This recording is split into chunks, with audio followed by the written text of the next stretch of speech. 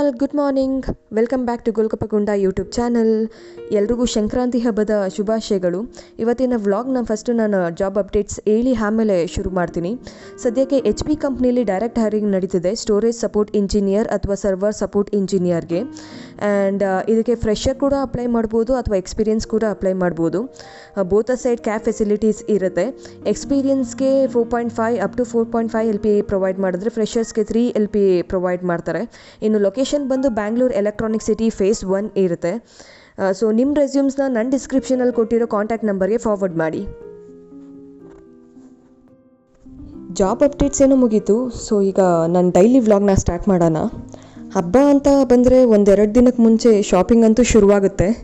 So ಪಾಪುಗೆ ಹೊಸ ಬಟ್ಟೆ ತೊಗೊಳ್ಳೋಣ ಅಂತ ಅಂದ್ಬಿಟ್ಟು ನಾನು ನನ್ನ ಹಸ್ಬೆಂಡು ಝೂಡಿಯೋಗೆ ಹೋಗಿದ್ವಿ. ಅಲ್ಲಿ ಶಾಪಿಂಗ್ ಎಲ್ಲ ಮುಗಿಸ್ಕೊಂಡು ನನ್ನ ಹಸ್ಬೆಂಡ್ ನಮ್ಮನ್ನು ಡ್ರಾಪ್ ಮಾಡಿದ್ರು ಮನೆಗೆ ವಾಪಸ್ಸು. ಸೊ ನಾನು ಪುಟ್ಟಿ ಮತ್ತೆ ಮಾರ್ಕೆಟಿಗೆ ಬಂದ್ವಿ, ಹಬ್ಬಕ್ಕೆ ಬೇಕಾಗಿರೋ ವಸ್ತುಗಳನ್ನ ತೊಗೊಳ್ಳೋಣ ಅಂತ ಅಂದ್ಬಿಟ್ಟು. ಇನ್ನು ಶಾಪಿಂಗ್ ಎಲ್ಲ ಮತ್ತೆ ಮುಗಿಸ್ಕೊಂಡು ಅಲ್ಲಿಂದ ನಮಗೆ ಹೊಟ್ಟೆ ಹಸಿವಾಗ್ತಿತ್ತು. ಸೊ ಚಾಟ್ಸ್ ತಿನ್ನೋಣ ಅಂತ ಹೊರಟ್ವಿ. ಸೊ ಅಂತೂ ಇಂತೂ ಒಂದು ಚಾಟ್ ಶಾಪ್ ಏನೋ ಸಿಕ್ತು. ಅಲ್ಲಿ ನಾವು ಆರ್ಡ್ರ್ ಮಾಡಿದ್ದು ದಹಿಪುರಿ. ಬಟ್ ಅದು ತುಂಬ ಚೆನ್ನಾಗಿತ್ತು. ಬಟ್ ಅದಕ್ಕಿಂತ ಜಾಸ್ತಿ ಚೆನ್ನಾಗಿದ್ದೇನಂತ ಅಂದರೆ, ಬಿಲ್ ಪೇ ಮಾಡೋಕ್ಕೆ ಹೋಗಿದ್ದಕ್ಕೆ ಓನರ್ ಹೇಳಿದ್ರು, ಫಸ್ಟು ತಿನ್ನಮ್ಮ ಆಮೇಲೆ ಪೇ ಮಾಡಿವಂತೆ ಅಂತ. ಫಸ್ಟು ಬಿಲ್ ಪೇ ಮಾಡಿ ಆಮೇಲೆ ಐಟಮ್ ತೊಗೊಳ್ಳಿ ಅನ್ನೋ ಈ ಕಾಲದಲ್ಲಿ ಫಸ್ಟು ತಿನ್ನಿ ಆಮೇಲೆ ಪೇ ಮಾಡಿ ಅಂತ ಅಂದಿದ್ದು ನಂಗೆ ತುಂಬ ಖುಷಿಯಾಗಿತ್ತು. ಶಾಪಿಂಗ್ ಎಲ್ಲ ಮುಗಿಸ್ಕೊಂಡು ಮನೆಗೆ ಹೋಗೋಷ್ಟರಲ್ಲಿ ಆಲ್ರೆಡಿ ನನ್ನ ಕೋ ಸಿಸ್ಟರ್ ಎಳ್ಳು ಬೆಲ್ಲದ ಪ್ರಿಪ್ರೇಷನ್ ಸ್ಟಾರ್ಟ್ ಮಾಡಿದರು.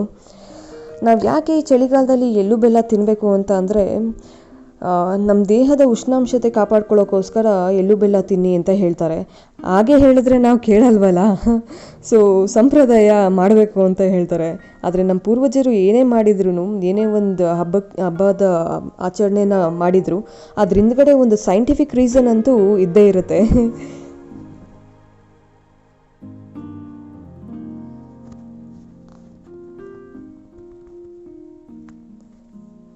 ಇನ್ನು ಹಬ್ಬ ಅಂತ ಬಂದರೆ ಹೆಣ್ಮಕ್ಳಿಗೆ ಕೆಲಸ ಅಂತೂ ಏನು ಕಮ್ಮಿ ಇರಲ್ಲ.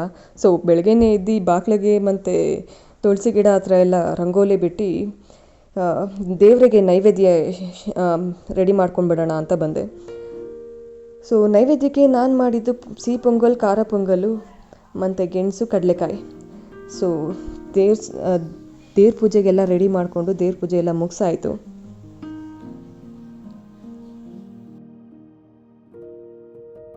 ನಾವು ದೇವಸ್ಥಾನಕ್ಕೆ ಹೋಗೋಣ ಅಂತ ಹೋದ್ವಿ.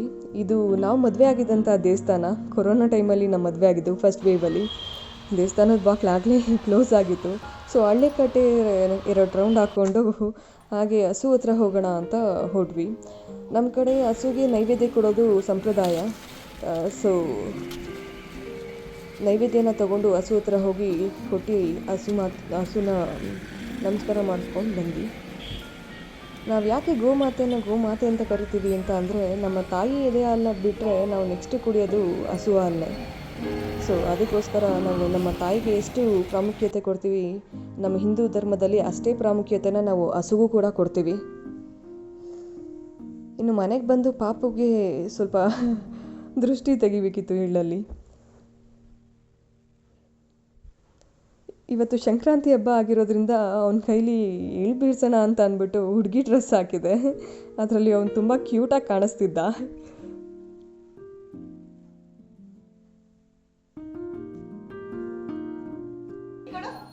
ಎಳ್ಳು ಬೀರ್ಸೋಕ್ಕೆ ಅಂತ ಕರ್ಕೊಂಡು ಹೋದೆ. ಅವನ್ನ ಹುಡುಗಿ ಡ್ರೆಸ್ಸಲ್ಲಿ ನೋಡಿ ಎಲ್ಲರೂ ತುಂಬ ಖುಷಿಯಾಗಿದ್ರು.